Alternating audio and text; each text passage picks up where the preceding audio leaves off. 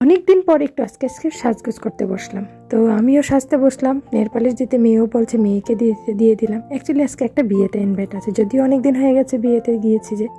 তো যাই হোক, তো ডিসেম্বর থেকে এই ফেব্রুয়ারি মাস আসতো জানো, অনেকগুলি বিয়ের ইনভাইট আসছে, কিন্তু একটা তো যেতে পারিনি। নয় মেয়ের এক্সাম থাকে, নয় কোনো না কোনো প্রবলেম থাকে। তো এখন রেডি হয়ে আমরা বেরিয়ে পড়লাম। বিয়েটা ছিল বিশালগড়ে, আমাদের বাড়ি থেকে অনেকটা দূরে, একটু গ্রামেই ছিল বিয়েটা। তো বিয়েতে যেতে কার না ভালো লাগে বলো। তো আমার তো বিয়েতে যেতে খুব মজা লাগে। আমার বিয়েতে যাওয়ার মানে হচ্ছে সাজগোজ করা, একটু ফটো করা, ভিডিও শ্যুট করা, আর স্টার্টারে কী আছে সেটা দেখা। কিন্তু দুর্ভাগ্য বিষয়, বিয়েতে স্টার্টার ছিল না। আর এখানে গিয়ে দেখি এত ভিড়, একটু বর আর বউকে যে ভালো করে একটা ছবি তুলবো, ভিডিও তুলবো, এটারই কোনো সুযোগ পাচ্ছি না। তাই দূর থেকে একটু করলাম।